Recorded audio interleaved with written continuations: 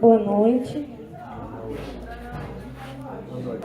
Na Casa da Caridade, sempre no último domingo de cada mês, nós realizamos aqui a palestra pública, né? Agradecemos a todos vocês que hoje estão aqui conosco e convidamos a realizar aqui tanto a nossa palestra como também a nossa prece inicial, né? Clóvis Renato, que é o nosso convidado de hoje para a nossa palestra pública. Seja muito bem-vindo. Boa noite a todos e a todas. Agradecemos a Deus por mais uma oportunidade, mais um mês aqui na Casa de Caridade. Agradecemos pelos bons espíritos, pelos trabalhadores, por todo o aprendizado e orarmos em favor de todos os que ainda não estão buscando o caminho da evolução, a compreensão e um modo de vida mais edificante. De nossa parte, ficamos muito honrados pelo convite para conversarmos um pouco aqui na Casa de Caridade. Eu pedi uma licença lá do centro em que nós temos a oportunidade de trabalhar, que falamos exatamente, comentamos o Evangelho todos os domingos. Todos os domingos nós comentamos o Evangelho. Entre 6 e 7 horas a gente começa o comentário do Evangelho. E ultimamente, depois que algumas pessoas pediram, porque não podiam comparecer e queriam manter o nível de estar escutando algum tema edificante, algumas pessoas no ano passado pediram que nós passássemos a gravar algumas das nossas falas no comentário ao Evangelho. E assim nós o fizemos. Eu acho que foi a partir dessa gravação que a gente faz e fez e que tem colocado no YouTube. A gente grava só o áudio e coloca aquela imagem para que as pessoas que não participaram lá no centro pudessem participar. Eu acho que foi assim que nós chegamos aqui a esse convite na Casa de Caridade, né? Então, diz o André Luiz, no nosso lar, que lá no final do nosso lar, que quando o trabalhador está pronto, o trabalho aparece. Acho que nós não somos trabalhadores que estão prontos ainda. Mas o Espiritismo, ele, como dizia o Exildo no livro Os Trabalhos e os Dias, né? O trabalho sobre o trabalho trabalha. Ele nos conclama a formação constante, a instrução constante e ao trabalho em paralelo. E a partir daí nós vamos nos envolvendo nas atividades espíritas, no trabalho mediúnico, no reiki, que aqui, por exemplo, tem, na questão dos tratamentos espirituais. E quanto mais você vai trabalhando, mais trabalhos vão aparecendo. E o nosso papel, efetivamente, é atender aos chamados, aos convites, não nos postando como palestrantes, como conhecedores, mas sim como pessoas que estão nessa busca incessante por serem melhores do que elas mesmas a cada momento. Então aqui não há quem tem essa pretensão. Para tanto, nós, de regra, escutamos muitas palestras, temos lido, precisamos ler mais, precisamos conhecer mais. Contudo, na mesma linha de raciocínios, vieram as responsabilidades de também dividir um pouco, falar um pouco do que a gente tem lido e escutado para as outras pessoas. Acredito que todos os que estão aqui hoje estão, de fato, efetivamente, com uma busca muito grande de ressignificar as coisas, de buscar novos valores, de ver qual é o verdadeiro sentido de uma existência. Para nós espíritas, o amai-vos é o primeiro mandamento, o instruí-vos é o segundo mandamento.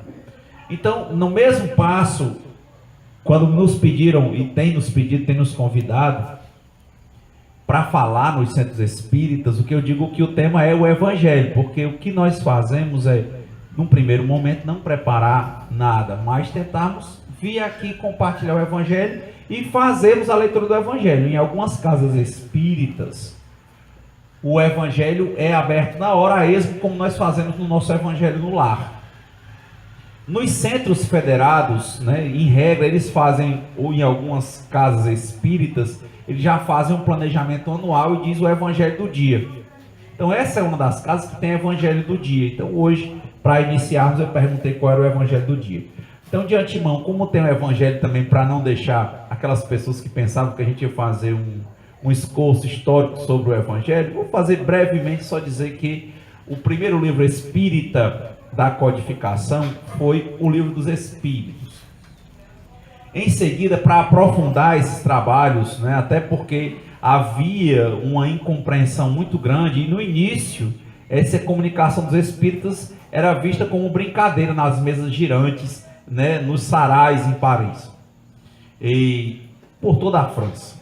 Depois veio o Livro dos Médiuns, e vem o Evangelho segundo o Espiritismo. Os 5 livros vão, os outros 4 aprofundando o primeiro livro, que é o Livro dos Espíritos, né? Então, em regra, você tem o Livro dos Espíritos, depois o Livro dos Médiuns, o Evangelho segundo o Espiritismo, bem focado na conduta moral, vem o céu e o inferno e a Gênese. Esse é o Pentateuco espírita.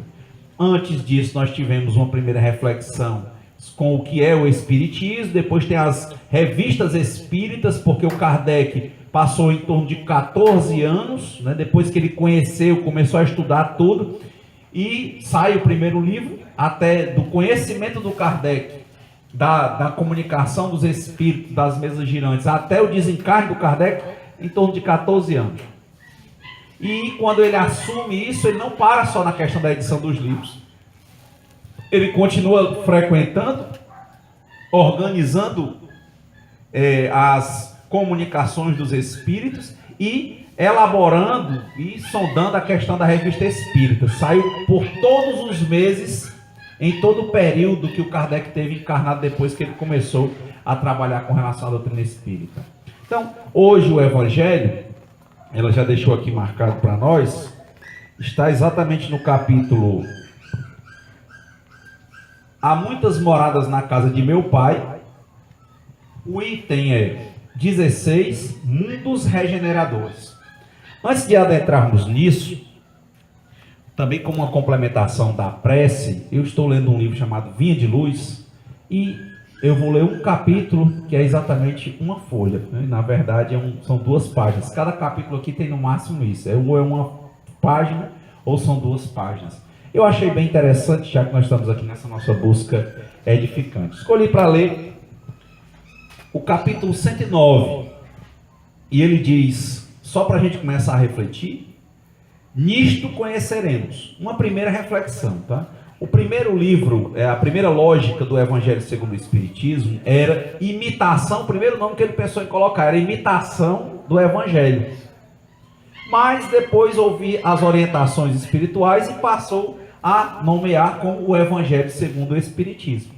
Muitos espíritas questionam posicionamentos de religiões, achando, por exemplo, que aqui se resume no Pentateuco espírita, e fique bem claro, não é isso. O Espiritismo é uma religião de convergência. Então ele aceita todas as religiões. No momento certo que as pessoas queiram vir, elas virão. E nós estamos aqui, não fazemos proselitismo.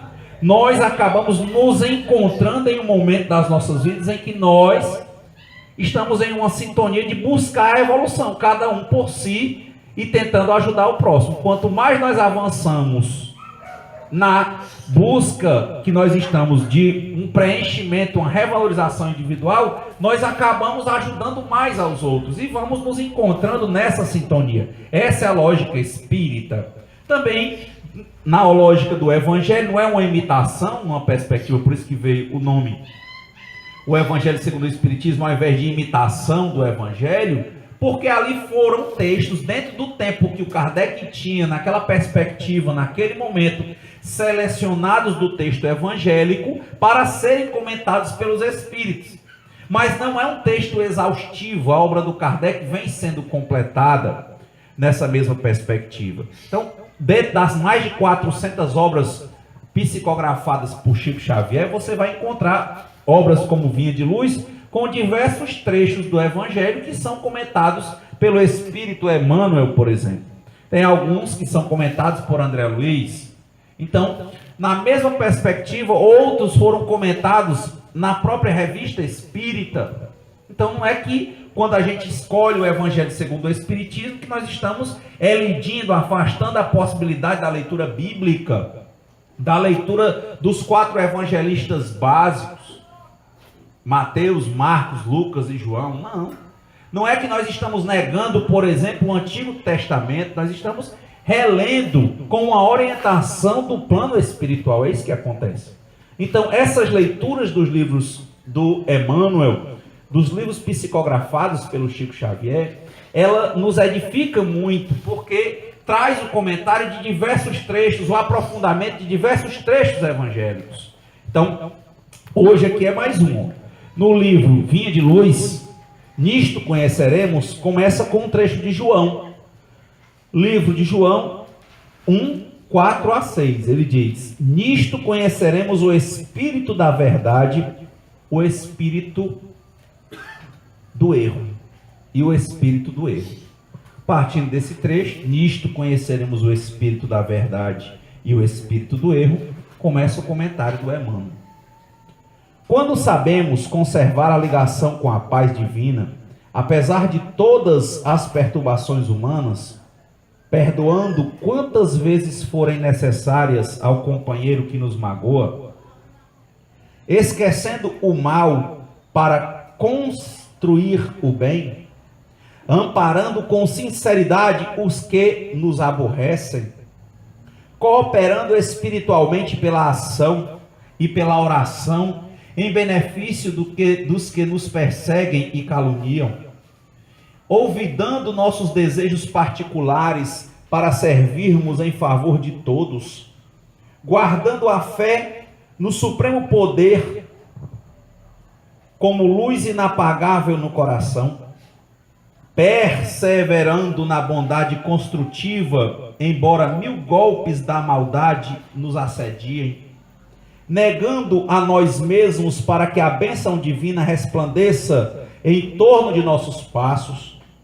carregando nossas dificuldades como dádivas celestes, recebendo adversários por instrutores, bendizendo as lutas que nos aperfeiçoam a alma à frente da esfera maior, convertendo a experiência terrena em celeiros de alegria para a eternidade, descortinando ensejos de servir em toda parte, compreendendo e auxiliando sempre, sem a preocupação de sermos entendidos e ajudados, amando os nossos semelhantes, qual temos sido amados pelo Senhor, sem expectativa de recompensa. Então, conheceremos o Espírito da verdade em nós, iluminando-nos na estrada para a redenção divina. Para a gente ter uma noção que o Evangelho não esgota, e a leitura dos outros livros acrescenta. Então, livro Via de Luz, capítulo 109. Passemos ao Evangelho de hoje. Evangelho segundo o Espiritismo, mundos regeneradores. Entre essas estrelas que cintilam na abóbada azulada, quantos mundos há, como o vosso, designados pelo Senhor para a expiação e a prova? Só interessante, já começando a lembrar desse trechinho, que no livro A Caminho da Luz, o Emmanuel fala, por intermédio do Chico Xavier, ele psicografa, explicando uma história exatamente dos exilados de Capela. Tem o Edgar Moon que fala disso. Então, quer dizer, era um planeta que estava evoluindo, e muitas pessoas estão perguntando isso agora, quando falam das catástrofes mundiais, quando falam dessas brigas de gangues, brigas de facções, falam de regressão do mundo, falam de possível guerra, guerras mundiais. Então, a primeira perspectiva que ele diz é que o planeta avança, porque existe uma lei natural que já é disciplinada, melhor falar, disposta no Livro dos Espíritos, que é a lei do eterno progresso. Então, nós não andamos, não retrocedemos, não andamos para trás. Como diz o André Luiz, ontem eu era melhor do que hoje, hoje eu sou melhor do que ontem, e amanhã eu serei melhor do que hoje, isso é certeza. Sempre nós avançamos, todos nós avançamos, o planeta avança. Contudo, em alguns momentos, alguns espíritos tendem a não quererem progredir adequadamente e vão reiteradas vezes fazendo aquilo. Em algum momento da existência, no caso lá dos exilados de Capela, primeiro, a gente refletir isso, ou seja, pessoas que falam aí de seres extraterrestres, nós espíritas acreditamos. Por quê? Porque nós não acreditamos que o planeta Terra é o único planeta em que tenha vida. E a vida não quer dizer que tenha seres humanos, são seres diferentes. Podem ser diferentes, podem ser humanos, o universo é muito vasto. Se a gente for olhar, por exemplo, a nossa própria Via Láctea, né, que é onde está aqui o nosso sistema solar, quando você vai olhar o sistema solar, nas fotos que os satélites colocam, nas perspectivas dos físicos, você nem vê, é como se fosse um grão de areia a própria Via Láctea, e olha aí o tamanho que é o planeta Terra, para a gente ter a pretensão de dizer que nós estamos sós. Então, quando ele está falando de mundos regenerados, primeiro, existe uma compreensão de que Deus existe, primeira pergunta lá do livro dos Espíritos. Segundo, há espíritos por toda parte, a criação não cessa, e o andar das pessoas tem a ver com a evolução que elas precisam, cada um conforme as suas necessidades, cada um conforme as suas qualidades evolutivas em termos espirituais. Então, nesse caso lá, um dos exemplos de outro mundo habitado em outro planeta, em outra constelação, você tinha lá Capela. Era um local em que passou muito tempo, a gente não mensura os anos, as pessoas evoluindo. Chegou um momento em que o planeta, a maior parte das pessoas do planeta tinha que avançar também. Ou seja, como é avançar? É passar por tipos de provas, por tipos de lições diferentes. Só que um pequeno grupo de pessoas, comparado com o quantitativo total, ainda queria se manter nas mesmas expressões mais rústicas. E tinham que passar por várias provas e várias expiações rústicas, tão rústicas quanto a natureza que eles tinham. Os Cristos se reuniram, né, porque cada planeta tem um espírito que o governa, como nós, cada um de nós tem um espírito que nos acompanha, nos orienta. E aí governar não quer dizer ter autoridade, escolher por nós, porque nós temos o livre arbítrio. E eles vêm nessa lógica de coordenação, de apoio, de instrução mesmo. Então, nessa mesma perspectiva, os Cristos desse sistema se reuniram e exatamente entenderam que essa parte não tinha como evoluir no mesmo planeta. Por quê? Porque as provas lá iam mudar. E eles então retrocederam? Não, porque só existe uma lei chamada lei de progresso. E o que é que fizeram com ele? Não foi um retrocesso? Não. Eles ficaram no mesmo nível em que eles estavam. O planeta, com os espíritos que estavam nele, que evoluíram para novos tipos de provações. E eles foram transportados para um planeta que era o planeta Terra. Na época o planeta Terra ainda estava em formação. Foram transportados para este planeta para que eles pudessem passar pelas provas rústicas que o planeta tinha para apresentar. E foram fontes, né, espirituais. Não vieram em corpo físico, eles vieram em espírito. Esses espíritos foram adaptados até que eles pudessem, né, usar o corpo que nós utilizamos. E foram as grandes primeiras civilizações, né? Nós temos espíritos aqui autóctones, né, que são daqui mesmo, e esses outros grupos que vieram, por exemplo, de Capela, e trouxeram grande parte dessa cultura, né? O povo egípcio no início, o povo hebreu no início, e dentre outros. Então, primeira perspectiva, né? Mundos regenerados e mundos regeneradores. Então, pela mesma lógica dos espíritos, no livro dos Espíritos você tem espíritos imperfeitos, somos nós. Estamos sujeitos a mundos de provas e expiações, como regra. Tem os bons espíritos, e lembre-se que os espíritos imperfeitos são aqueles que tendem ao mal. Você mostra tudo de bom para ele, mas ele é inclinado para o mal. Não é que o mal exista por si, é uma forma didática, é como nós podemos compreender. Porque na verdade não existe fisicamente escuridão, existe ausência de luz. Mas para termos didáticos, ou em termos didáticos, a gente usa a expressão mal. Mas o próprio Livro dos Espíritos fala muitas vezes dessa questão, né? É mais para fim de entender. Não existe um mal, um senhor do mal. O que existe é um pensamento desviante por parte nossa, que nos inclina para as coisas eminentemente materiais, para as coisas que são mais fugazes, e sofremos porque queremos eternizar o que é passageiro. E como as pessoas só se movimentam materialmente, em regra, por dois caminhos ou duas direções, ou para a obtenção do prazer, ou para evitarem a dor, então essas pessoas procuram prazer e dor na matéria.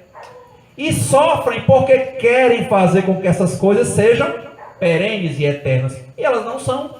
Porque a vida encarnada ela é uma passagem para o aprendizado. E passando do aprendizado, depois de muitas idas e vindas, o espírito muda de categoria espiritual. Passa, por exemplo, de ser um espírito imperfeito que tende a esse materialismo, essa vontade de ser Deus, esse egocentrismo, que quer fazer com que ele mande nas coisas do mundo e tenha, ou encontre uma perenidade no que não há. Ele quer ser sempre bonito, quando a beleza material ela é passageira. Ele quer ter um emprego que nunca se acaba, nunca pode sair do emprego. Ele não pode. Ele quer ter um físico que nunca passa. Ele quer ter uma casa que nunca se desarrume. E toda vez que isso acontece, ele fica com raiva. Ele quer ter um salário que nunca baixe. Ou seja, ele vai procurando sempre satisfações em coisas materiais. Quando, na verdade, a satisfação, como diz o Emmanuel, ser feliz é servir a Deus. Os próprios hinduístas, budistas, os mestres yogis, eles falavam que se você quer ser feliz, não é tendo mais prazer material, é aprendendo a domar sua mente para você querer menos. Saber aceitar as coisas, lutar pelo que você acredita, mas aceitar, por exemplo, que as coisas são passageiras. E que a felicidade não está na matéria, como diz aqui no Ceará, a medida do ter não chega. A medida do ter não chega. Não enche. Não é verdade? Então, eis uma primeira perspectiva. Então, só para a gente entender, na mesma classificação em que nós encontramos espíritos que vêm de espíritos imperfeitos, tem várias classificações. O Kardec fala que nós devemos evitar o espírito de sistema, mas para fins didáticos, os espíritos tentaram nos explicar muita coisa.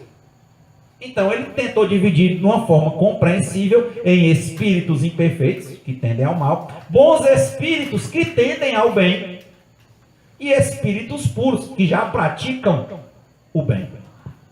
Não só tendem, eles praticam efetivamente o bem, sentem o bem, com facilidade excluem essas questões. E assim são os mundos. Como nós temos os mundos também classificados, um deles é o nosso, que é um mundo de provas e expiações. Expiar o que é negativo quando você escolhe ser diferente. Porque há muita transpiração para se chegar a uma evolução. Não é uma dádiva. Cada presente que nós temos é uma oportunidade. Tudo é presente. Mas cada presente desse é uma oportunidade para nós avançarmos. Uma das formas de avançar, nos desapegarmos. Uma das formas de avançar, sermos gratos, por exemplo, a Deus. Uma das formas de avançar, tentarmos sermos bons, tentarmos sermos úteis, tentarmos pensar em coisas boas. E muitos vão perguntar, mas por quê? Não já explicou tal qual como as coisas são? Por que você começa a falar que ele deu uma forma didática quando fala do mal? Foi uma forma que dava para a gente compreender, por exemplo, em 1857. Por que ele não disse logo tudo? Porque nós ainda não tínhamos, como diz aqui no Ceará, cabeça. Nós não tínhamos ainda nível evolutivo para compreender. E se viesse informação demais, talvez o nosso HD queimasse. E queima. travasse, e trava. Quantas pessoas, quando adentram alguns estudos, entram numa forma de obsessão tão profunda, que eles se apegam a detalhes tão pequenos, e esquecem de evoluir no todo, por informação. Então, cada um a seu tempo, como diz o Antigo Testamento, há tempo para tudo embaixo do céu, há tempo para plantar e há tempo para colher. É por isso que a gente começou hoje falando que o Evangelho traz o comentário dos Espíritos a alguns trechos evangélicos, mas não se esgota o Espiritismo aí. E você vai encontrar também na Revista Espírita, vai encontrar nos livros do Chico Xavier, vários livros do Emmanuel, tratando sobre conduta moral, tratando sobre trechos evangélicos com um bom comentário, trazendo uma perspectiva ampliada, como outro dia estávamos a ler o Evangelho, o livro Vinha de Luz, e tratava sobre a avareza, e falava, por exemplo, das pessoas, porque quando se fala de avareza, pensa logo dinheiro. Ele falava, por exemplo, daquele que sofre pela avareza, que tudo ele pensa em compensações. Quando ele diz isso, veja como é profundo. Quem é que está aqui que de alguma forma nunca pensou em compensações? Quem é que, por exemplo, quando deu algo com a mão esquerda que a direita não viu, mas lá no fundo do coração não estava querendo fazer um negócio com Deus, dizendo, mas lá no céu eu vou passar para um nível melhor. Estava pensando em compensações. Quem foi que fez com simples e puro desprendimento? Não é todo mundo que está pronto para escutar isso ainda. Tem gente que, se escutar, acha logo que ser espírita é algo impossível. Porque quando começa a pensar, sempre se diz não avaro. Mas quando o Espírito diz que se você é alguém que pensa sempre em compensações, você está com avareza, aí é difícil. Era muito mais fácil quando era pensar em avareza, não dar o dinheiro. Mas quando você pensa que tudo que você faz é como se você estivesse negociando com Deus, pensando em compensações, em trocas, aí você vê, poxa, também eu tenho muito de avareza, não sou desprendido. Então ele vai aprofundando na leitura.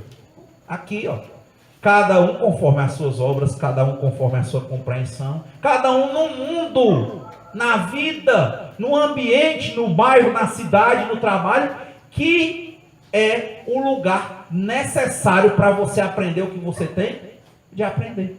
Tudo é lição, tudo é aprendizado.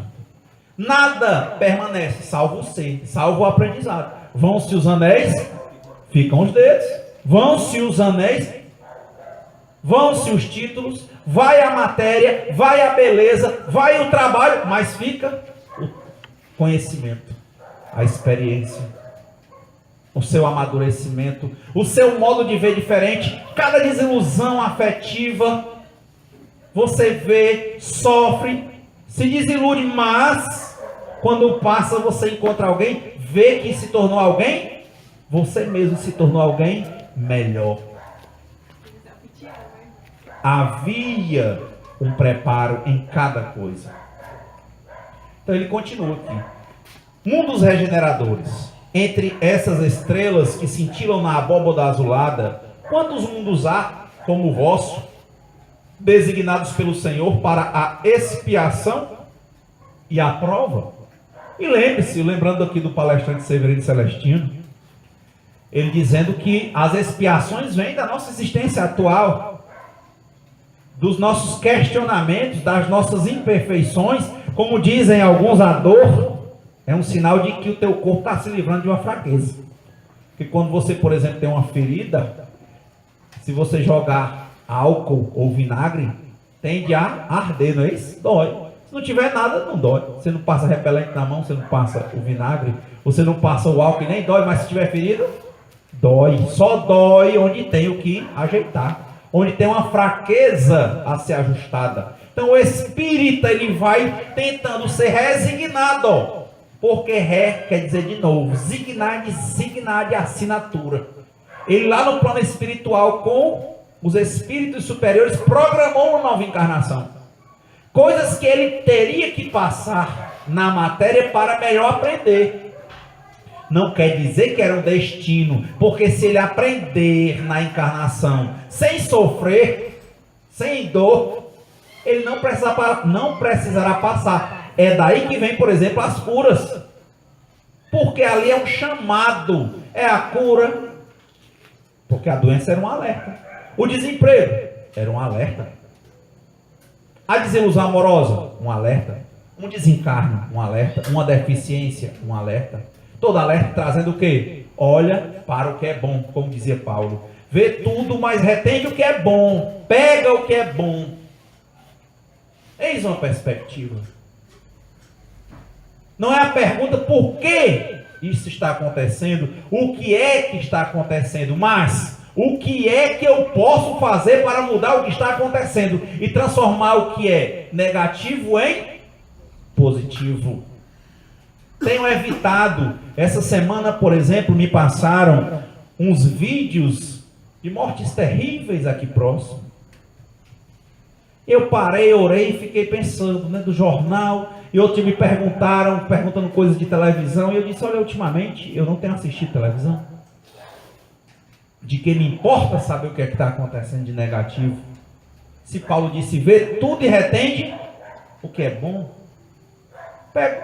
Estava vindo agora, adorei o convite, adorei a viagem, porque aproveitei o tempo, paro, chego em casa e fico pensando nas palestras que eu quero ouvir. Tem tudo no YouTube. Converto em MP3, boto no pendrive do carro e venho escutando. Quase não escuto o rádio. Vim escutando coisas tão edificantes. E a minha pergunta é, eu quero saber o que está acontecendo de mal. Para quê? O meu chamado é, eu sei que coisas desvirtuadas estão acontecendo, como sempre aconteceram. A grande pergunta é, o que é que eu posso fazer agora para fazer do mundo um mundo melhor? É falar no centro? É mesmo sendo imperfeito, tentar estudar e ser um pouco melhor? Tentar compartilhar? Para quem vem pede uma mão amiga, tentar dar. Quem está para carente, dar um abraço. Se tem um filho, tentar cuidar. Se tem um pai, tentar cuidar. Tanta coisa para fazer. Por que eu tenho que ficar vendo e repassando o que é negativo? Não é uma lógica de ilusão. É uma lógica de ação, porque espírita, não compreendo o espírita como passivo, ele é ativo. Tem muita forma de ajudar. Quando você está longe, e para aqueles que morreram, que desencarnaram, oração.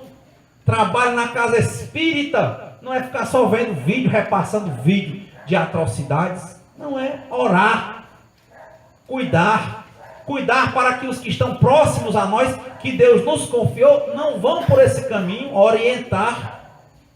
É tanto trabalho para fazer, quando estivermos sem fazer nada, procurarmos fazer de cada momento um momento útil, nos instruir, para melhor amar. É tanta coisa para fazer quando nós olhamos para dentro de nós mesmos. O mundo que tem para ser melhorado, quanta coisa que a gente briga com os outros para não fazerem, que a gente não consegue sequer fazer. Eis a questão, Severino Celestino falava, a diferença das expiações para as provas. E as provas são espíritos que já vêm em um determinado nível e vão passar por algumas provas. E ele conta um caso muito interessante no Evangelho, que é quando passa um cego, e Jesus passa pelo cego, e o cego, as pessoas falam que ele era cego de nascença, e algumas perguntavam, será que ele é cego porque foi ele que errou? Ou foram os pais dele que erraram? E Jesus diz, não, ele é cego porque ele veio para provar, para testificar que eu sou eu. Uma prova. Não era uma expiação. Então tem gente que veio, logicamente, ele ia ter muito a aprender com a cegueira. Porque se ele não tivesse o que aprender com a cegueira, com a deficiência, a espiritualidade não tinha colocado aquilo para ele. Mas não só ela colocado, ele acordou, ele programou. E poderia mudar? Poderia, tá? Ele mudou. Jesus encontrou, ele enxergou. Ele deficiente poderia andar? Poderia. Se ele já tivesse provado, ó, o que veio para provar. Se ele já tivesse, melhor falando, aprendido o que ele tinha para aprender. A finalidade das coisas é o ensino. Quantas pessoas estão aí querendo fugir da realidade? E nós temos que buscar encontrar essa realidade. O tempo é nosso amigo. Emmanuel, por exemplo, corrige expressões nossas, como, por exemplo, a carne é fraca. Ele diz: que conversa que carne é fraca. A carne é nossa amiga. Porque quem tem problema não é a carne, é o espírito. Quem quer as coisas é você. É a sua forma de entender, é a sua forma de compreender, que vai levar você ao bom ou ao mau pensamento, e do bom ou mau pensamento vem a boa ou má palavra, da boa ou má palavra vem a boa ou má atitude. Cure a sua compreensão, tá vendo? Amai-vos, eis o primeiro mandamento. Instruí-vos, eis o segundo. Se instrua, compreenda que a avareza, por exemplo, não está só na do dinheiro. Seja alguém mais abundante, como o Criador é.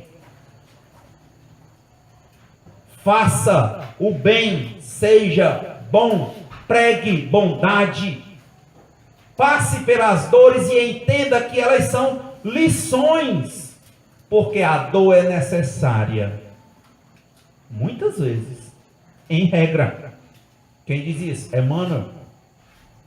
Lá no final do livro, há 2000 anos, ele diz assim: o ser humano é um diamante bruto. Diamante é o quê? Valioso, não é? Mas é uma das coisas mais duras conhecidas no planeta, não é isso? Mais valoroso é o diamante quando ele é lapidado. E como é lapidar? É arrancar pedaço. Dói. É para doer. Ele diz: o ser humano é um diamante bruto. Ele vai ganhando mais valor conforme ele recebe maior lapidação. Onde está a lapidação? A dor. Quer dizer que todo mundo aqui tem que doer? Não. Mas que quem é embrutecido, e nós somos. Onde nós somos embrutecidos, doerá, porque ela é a ferida. Mas cada dor que a gente passa é um passo que a gente dá para nos tornarmos pessoas, espíritos melhores. O Emmanuel conversando, né? Eu vi outro livro com o André Luiz. Ele diz assim, André Luiz: um diamante. O Emmanuel disse que o ser humano é um diamante bruto. André Luiz diz: o diamante na lama não deixa de ser diamante. Deixa. Para qualquer um, em qualquer coisa que se encontrar nesse mundo dentro, interno, encontrar falhas não é motivo de desespero. Não adianta lamentação, não adianta choro, porque a dor é necessária. O sofrimento é opcional. É ficar se lamuriando, né? Isso não resolve. É ver a dor e tentar logo se perguntar, ver como é que vai corrigir. E na hora que você quiser e fraquejar, não tenha dúvida, existe uma lei natural chamada de eterno progresso. Hoje você nem pensava nisso. Amanhã você já pensa. Depois da manhã já está tentando ajeitar. Depois já está ajeitando, errando, caindo, não é isso? Chega um dia que você não quer mais aquilo. Daí a história espírita de não afastar ninguém, não afasta o drogado, nada, alcoólatra. A questão é: entenda, se instrua. Daí a finalidade das falas nos centros. O espírita fica procurando se instruir, entender, e ele sabe que ele está ficando melhor. E quando ele cai, ele crê que amanhã ele vai cair menos, depois vai cair menos, porque ele vai continuar, ele vai levantar e vai continuar, ele vai até resolver. Então olha, a lógica da dor é necessária. Por quê? Porque somos embrutecidos. Mas e quando a gente fica curado de uma coisa, uma dor a gente supera? Não sofreu, aprendeu. E muitas dores são retiradas. Por quê? Porque já cumpriram a finalidade para a qual tinham sido programadas: ensinar. Se aprendeu sem dor, não é olho por olho, dente por dente. O Chico fala que as pessoas às vezes tratam muito disso. Diz que ele chegou dentro de um presídio, né? E as pessoas: rapaz, lá deve ter muito obsessor, né, Chico? O Chico disse: não vi isso. O que você viu lá, Chico? Eu vi muita foi mãe. Porque o obsessor acho que já tinha feito o que ele tinha que fazer para aquela pessoa chegar até ali. Porque ela permitia, não é o obsessor que faz. Ele só entra onde você. Ele tem uma sintonia, uma porta. Mas chegou até ali. E quem é que não abandonava ele? A mãe. Ele disse: o que eu vi lá foi mãe. E não é olho por olho, dente por dente. Você vê aquele livro que fala do sexo e obsessão. O padre era pedófilo. O que ele recebeu na outra encarnação não foi vir ser uma criança que vai ser vilipendiado por alguém. Não. Ele vai ser alguém que vai tomar conta de criança. Às vezes você for um grande assassino, pode vir em outra vida e ser um médico para salvar muitas vidas. A resposta não é sofrer. A resposta é aprender o valor da vida. Então, olha aí os mundos de regeneração. Os espíritos se regenerando e vão para mundos que estão também em constante progresso. Essa é uma lei fantástica. É um retorno que não é para lhe bater, é um retorno que é para lhe ensinar da melhor forma possível. Não é necessariamente com dor, mas a dor é prevista. Por que ela é prevista?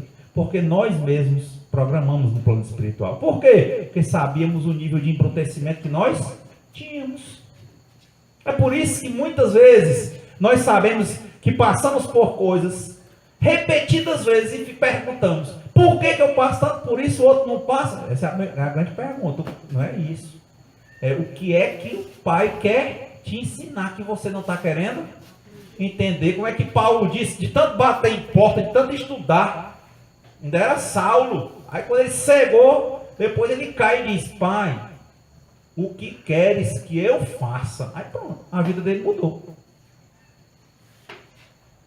Aí ele abandonou o sinédrio, abandonou todas as regalias, foi viver por aí pregando, mas ele se sentia com a pregação quem?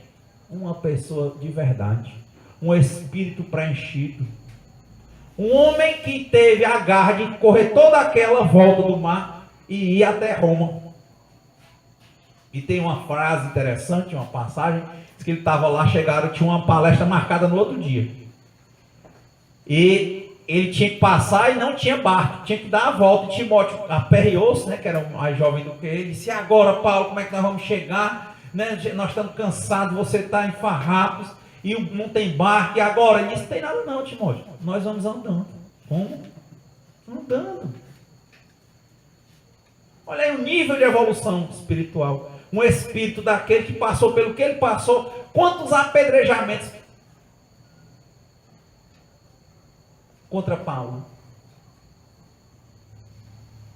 Ele deixar a bondadezinha lá do sinédrio, ser um bom nome, viver na sombra de água fresca, né?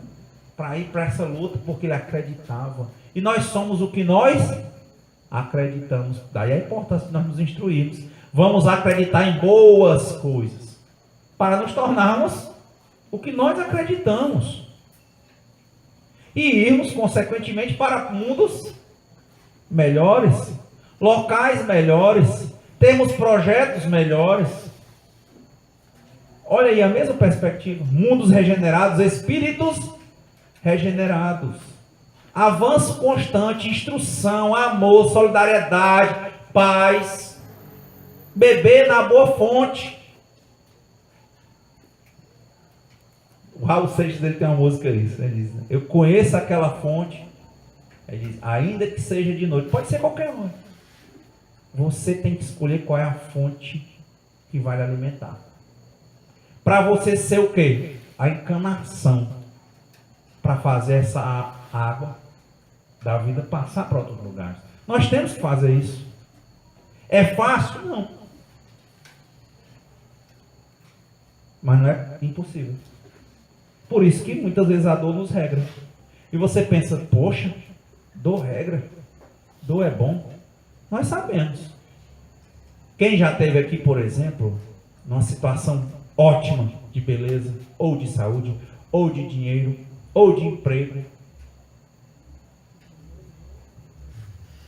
e nesse momento mal lembrava de Deus? Ninguém. Agora, quando vem a dor, se lembra. Achei fantástico uma amiga, isso que vai te dar força para sair da poça de lama.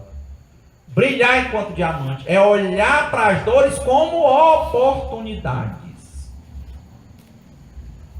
Olha, mundos regenerados, espíritos regenerados, não encontrar a lama, encontrar-se o diamante em busca de luz.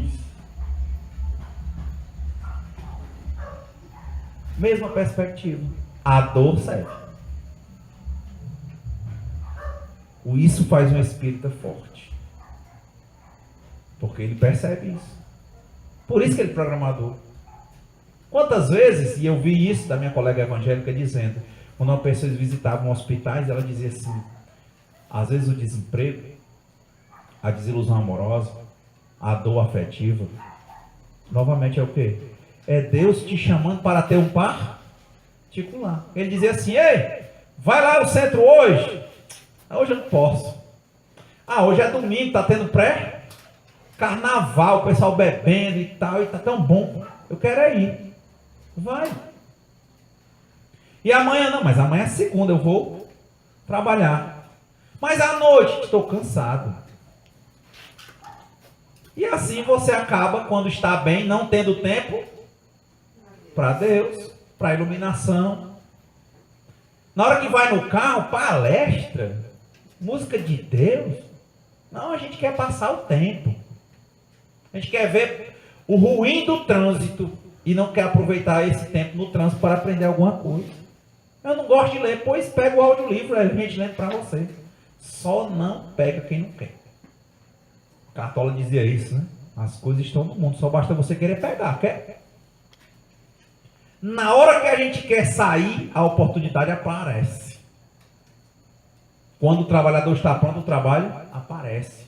Aquela metáfora do jumento que era velho, caiu dentro de um buraco fundo de uma cacimba. A cacimba não estava pegando água. Tentaram tirar, não deu certo, não tinha guindaste no meio dos matos do interior. Disseram o quê? Vai, não deixa ele aí para morrer, vamos enterrar ele dentro. Tem outro jeito? Matar mais rápido, né? Como quando o cavalo quebra a pata. Só que o jumento não desanimou. Na hora que jogava cada passada de areia nas costas dele, ele balançava, caía embaixo dos pés e ele subia um pedaço. Quando terminaram de jogar areia, ele estava fora do buraco. Por quê?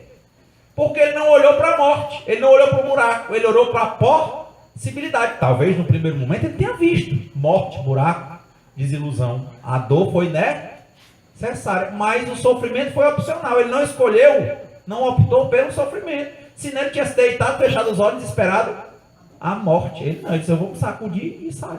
Deus mostra um jeito. Tudo passa. E tudo só acontece para nos ensinar. Aí é a força. Eu vou chorar? Vai, mas não fique chorando a vida toda. Levante a cabeça. Quem é que vai levantar minha cabeça? Onde é que está a corda? É Deus. Fé. É uma música linda, né? Católica. Ele diz que se diante de ti, rompendo em fé, se diante de ti não se abrir o mar, Deus vai lhe fazer andar por sobre as águas. Eu acredito nisso. E quantos aqui já tiveram problemas na hora que a moral baixou e que não tinham mais a quem recorrer e foi o jeito de recorrer a Deus, e ele pegou, ele abriu uma porta e a coisa se resolveu e você não sabe ainda como é que se resolveu daquele jeito? Uma intriga grande às vezes dentro do seu lar. Você vê como é que Deus une de uma forma que não fica nem a emenda. E como é que você acha que é impossível que diante de você Deus lhe faça andar por sobre as águas se o mar não se abrir? Quantas pessoas, às vezes vocês viram aquele caso lá do Chapecoense? O avião caiu. Muita gente desencarnou. Mas teve gente que ficou vivo. Foi não? E por que a gente só tem que pensar que a gente que desencarna? E por que a gente pensa que se a gente desencarnar é o fim de tudo, se o espírito é imortal? Talvez a pergunta seja essa. Pai, o que é que o senhor quer que eu faça? Estou aqui para fazer de pé e a ordem. Outro dia eu vi, há uns 3 anos, sei lá, no Jornal Nacional, em Goiás, ia um casal para trabalhar numa segunda-feira pela manhã, a mulher grávida, de 9 meses. Eles bateram num caminhão baú, o caminhão freou, eles bateram, se jogaram no chão, morreram todos os dois, a barriga dela se abriu e a criança nasceu e está viva, não quebrou nada. Quem viu essa história? Eu vi. Tsunami, quantos não sobreviveram? Por que a gente só olha para quem morre? E a resposta é: Deus está querendo me ensinar alguma coisa. Quem desencarnar é porque não tem o que aprender aqui. Porque a dor é necessária para o espírito embrutecido. Mas e se eu tiver assim, né? Uma abertura melhor para com Deus, o meu nível de dor é menor ou maior? Menor. Porque Deus nos ampara. Aí é como o Salmo 90 ou 91, né? É você andando, 1000 caindo à sua direita, 10.000 à sua esquerda. Mas nenhuma seta te acerta. É impressionante. Quando você vê um avião desse cair, ó, é a notícia mais recente que lembra. Que o avião caiu e teve gente que ficou vivo, bonzinho, para contar a história de dentro do avião. Pequeno avião. Tá jogando bola. Mas por que a gente acha que só a gente vai morrer? Por que a gente fica angustiado, ansioso? Por que a gente não entende que só passamos pelo que é necessário para nos ensinar alguma coisa? Por que a gente não olha para o que é bom e assumimos o trabalho, a responsabilidade de que tudo que nos aparece tem alguma coisa para a gente fazer de bom? Partindo da nossa instrução, depois da nossa ação. Porque o André Luiz também dizia isso. Lá no nosso lado diz, né? O ministro diz para o André: para você conseguir as coisas aqui, André, você precisa de 3 posturas: vontade, trabalho e merecimento. Não existe merecer sem trabalhar. Cada um conforme as suas obras e necessidades. Uma parte bíblica muito interessante, né? Tem gente que não se satisfaz com o que tem. Mas e aí, eu devo ser satisfeito com a minha situação? Eu não posso avançar? É só começar a trabalhar. Como o jumento, é só começar a se mexer, que os problemas, as dores caem por terra. Começa a se mexer. Quando você estiver pronto, não se preocupe, você vai mudar automaticamente de posição. Quem vai te mudar de posição é Deus. É assim que a sua casa virou uma casa melhor. Você muda de bairro, você muda de cidade, você anda por aí. Por quê? Porque você estava fazendo a sua parte, onde você estava gostando, aceitando, entendendo que o que você estava passando e onde você estava era o quê? O canto certo e necessário. Você tinha tudo para aprender o que você tinha que aprender ali. Na hora que aprender, muda de fase. Não adianta, não precisa desespero. Não adianta, porque enquanto você não aprender, não sobe. É uma questão de simplesmente ter resignação, baixar a cabeça e começar a trabalhar. Humildade e trabalho. Não existe, temos que acabar com o mal. Os maus, ou um dos males piores que eu conheço. Chama-se preguiça. Preguiça. Temos que tirar isso de dentro de nós. É um exercício. Qualquer coisinha, rapaz, eu ali, eu pego ali a água, levante e vai buscar. Começa assim. Porque você se acostuma com isso, não tem problema. Eu lembro de um colega que teve paralisia infantil. E ele era da casa dele, 3 irmãos, ele era o mais ativo. E eu lembro quando ele desencarnou, o pai dele disse para mim, eu dizia para ele, que tudo que os outros fazem, ele faz também. Ele podia demorar mais, mas fazia. E assim ele se acostumou. Ele dizia: ó, os meninos vão pular esse muro. Se você quiser pular, você pula também. Isso antes de falar dessas Paralimpíadas, né? Hoje está a disputa. Se os que têm deficiência correm mais do que os outros por causa dos equipamentos. Mas estão aí correndo. E antigamente você via um deficiente como alguém inválido. Ninguém é tão pequeno que não possa ensinar, e nem tão grande que não possa Aprender, meu amigo, tem como ser útil. Vamos olhar para cima e vamos servir. Aparecerá. Deus não está sem saber das tuas necessidades, mas Ele quer saber do teu desprendimento. Quanto mais desprendido, melhores as oportunidades. Essa hora você vai falar de graça e quando você precisar, Ele te manda um presente, te manda uma palestra paga.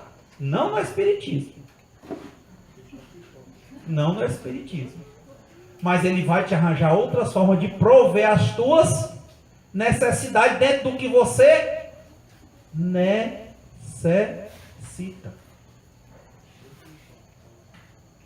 Necessita. É aquela venda que você não esperava que aparece. Enfim, na hora que você precisar, não foi assim no Antigo Testamento, mandaram o maná. Na hora que o povo desesperou mesmo, vamos morrer, não morre não. Eu mando o que vocês comerem, mas vocês têm que ter fé em mim. Olha a questão da fé, como ela é importante. Uma hora da história contam que São Francisco chegou num inverno cruel. Vocês têm um inverno com 20, 30 graus abaixo de zero, 40 graus abaixo de zero. E ele vinha caminhando, mendicando, e chegou num mosteiro franciscano. Quando chegou lá, bateu na porta, ele estava morrendo de fome e tudo, e o pessoal com medo de abrir o portão, né? Perguntaram quando ele disse, o irmão que estava com ele disse aqui, não, é o irmão Francisco, olha, um mosteiro franciscano. Ele disse, irmão Francisco andando assim, a pé, no meio do tempo, sem condições, vocês estão mentindo. Aí saiu, deixou a porta fechada. Aí o irmão disse, irmão, agora vamos morrer. Aí São Francisco começou a fazer bola de neve, morrendo de frio, jogar nele. Ele disse, que é isso, irmão? E o irmão Francisco ficou louco. Ele disse, não, por quê? Essa é a maior oportunidade, não é todo dia que a gente tem uma oportunidade dessa. Não. Que oportunidade, irmão? Nós vamos morrer. Não, uma oportunidade da gente dizer que só tem a Deus. Só tem a Deus, porque os homens não há jeito. E a gente ter fé, né? Que uma hora dessa é uma hora preciosa de provar a fé de uma pessoa, né? Quando você não tem a quem pedir, a quem recorrer, e pensa em Deus, aí ele disse que quando brincou, ele disse, é mesmo. Aí começou a jogar e tal, disse, só vamos morrer menos feliz, né? Aí não aparece uma carruagem, o homem não abre a porta lá, a carruagem entra aí dizendo. Ele disse, olha, Deus só queria ver como é que estava a sua fé. Mundos regeneradores, né? Que tem o regenerado e tem o regenerador. O mundo nos ensina, o corpo é uma ferramenta, o tempo é nosso amigo. Tem gente aí que está lutando contra diversas intempéries do espírito, desvios de séculos de conduta. E só envelhecendo está mudando o estilo, muda a questão hormonal, não é isso não? O corpo é amigo, o tempo é amigo. E está numa ansiedade imensa e o dia passando. Aí quando passa, no outro dia você nem está mais com a mesma vontade. O tempo foi teu amigo. Não adianta dizer que o tempo é inimigo, que o corpo é que faz o mal, é o espírito. Então, olha a lógica, já estamos chegando nas nossas conclusões, dos mundos regeneradores. Né? Espíritos que avançam, mundos que avançam. Entre essas estrelas, ó, que cintilam na abóboda azulada, quantos mundos há como o vosso, designados pelo Senhor para expiação e a prova? Mas há também mais miseráveis e melhores, como há os transitórios, que se podem chamar de regeneradores. Tudo é uma transição, como dizia o Camões. Mudam-se os tempos, mudam-se as vontades, muda-se o amor, muda a confiança. Tudo, enfim, é mudança. Então, muda. E a gente tem que se transformar. Agora nós queremos nos transformar para quê? Para melhores, né? Ele diz, cada turbilhão planetário correndo no espaço, ao redor de um foco comum, arrasta consigo seus mundos primitivos de exílio, de prova, de regeneração e de felicidade. Já vos falaram desses mundos onde a alma nascente é colocada, quando, ignorante ainda do bem e do mal, pode caminhar para Deus, senhora de si mesma, na posse do seu livre-arbítrio.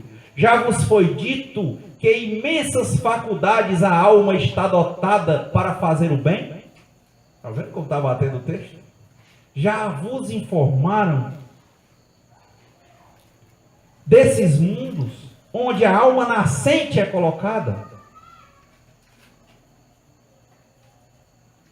Já vos foi dito de que imensas faculdades a alma está dotada para fazer o bem? Já foi informado? Você já tem consciência? Nós já temos consciência do nosso potencial para o bem? Mas existem as que sucumbem, e Deus, não querendo seu aniquilamento, lhes permite ir para esses mundos onde, em encarnação ou de encarnação em encarnação, elas se depuram, se regeneram e se tornarão dignas da glória que lhes estava reservada. Então tem espírito que já chegou no nível que não precisa mais reencarnar. Não quer dizer que ele não vai evoluir. Não precisa mais estar pensando na morte como a gente pensa. Mas o pensamento na morte para nós é valoroso. O pensamento na dor é valoroso. Por quê? Porque nossa mente se movimenta assim, entre obter o prazer e evitar a dor. Então, é valoroso. Quando o fluido vai, de certa forma, reduzindo, né, o fluido vital, a gente começar a pensar no que é que a gente fez, a gente começar a pensar o que é que a gente quer, como é que a gente quer ser lembrado, o que é que a gente tem para fazer, e começar a fazer. A gente começa a agir, e já chegando nas nossas conclusões, eu penso no Divaldo, eu penso no Kardec, eu penso no Chico, pelo nível de trabalho que esses homens tinham. Kardec viajou nesses 14 anos, o que ele fez da revista, quando Kardec desencarnou, eles ficaram impressionados como o grupo todinho da Sociedade Espírita Parisiense não tinha como fazer o que ele fazia só. E ele viajava de carruagem, tudo, palestrando, escrevia, pegava as anotações, lia milhares de cartas e fazia as revistas. Um homem só. 14 anos, nunca faltou um mês de revista. O Chico trabalhava o dia inteiro, chegava 6, 7 horas na Fazenda Modelo, que era distante da casa dele, em Pedro Leopoldo. Quando chegava à noite, tomava um chá, fazia um lanche, começava a psicografar até 1, 2 horas da manhã. No papel, a lápis. O dinheiro era curto para comprar papel, e ele ajudava com os irmãos dele. Quando terminava de psicografar, ia bater na máquina tudo para mandar para a federação, para eles analisarem se ia publicar ou não. E ele ia pegar a borracha e apagar as folhas para usar no outro dia. Chegava numa mediúnica, às vezes começava 6, 7 horas da noite, largava 4 horas da manhã, 2 horas ele estava começando a ler as cartas. Olha o trabalho. Divaldo Franco fez milhares de palestras. Tem 90 anos de idade, a Mansão do Caminho, que ele começou nos anos 50, atende mais de 3.500 crianças, todas carentes, numa favela e em Feira de Santana. Um homem com 90 anos, ele foi à Europa agora, fez 37 palestras. E a gente acha que trabalha demais. Mais de 200 livros do Divaldo, o Chico mais de 400 livros.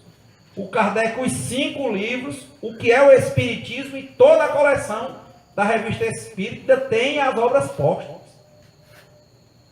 E o tanto de palestra que ele também não fez. E a gente olha e é cansado.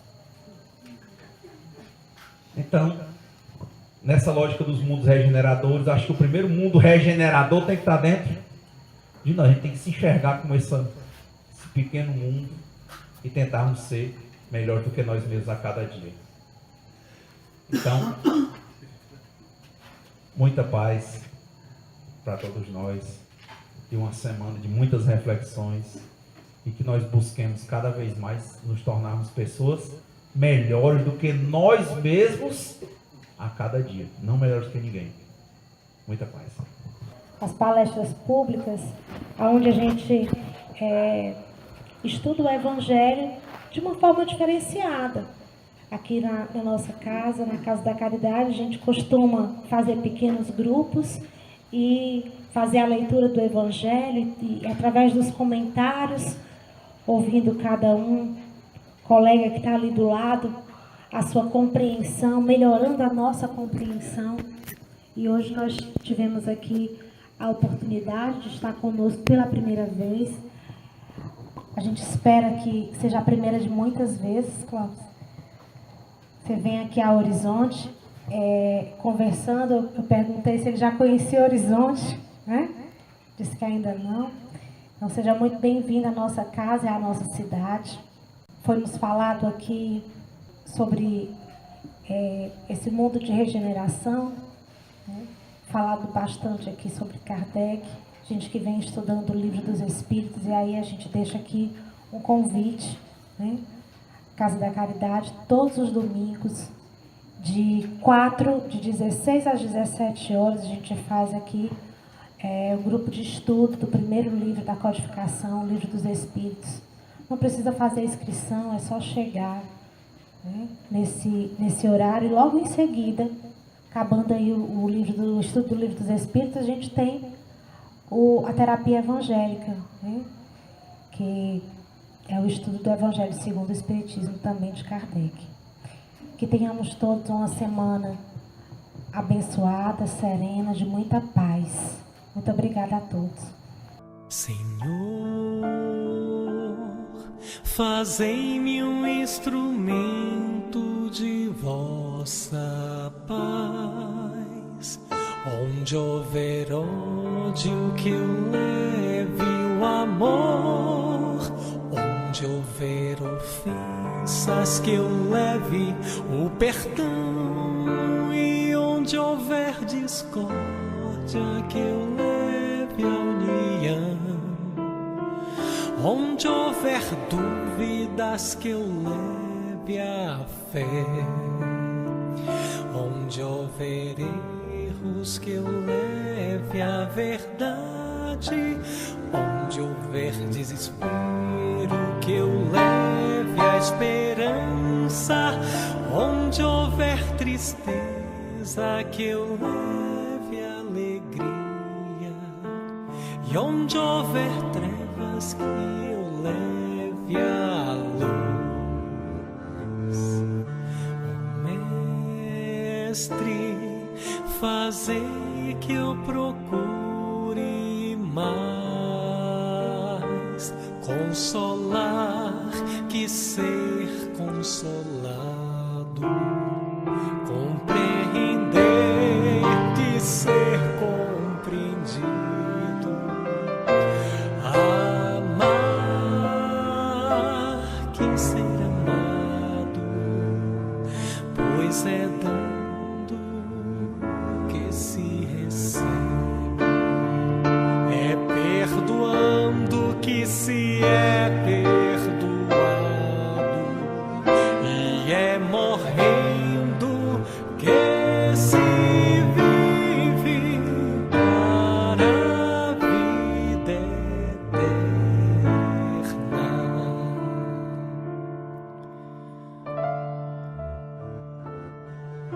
Ó Mestre, fazei-me um instrumento de vossa paz. Onde houver ódio, que eu leve o amor. Onde houver ofensas, que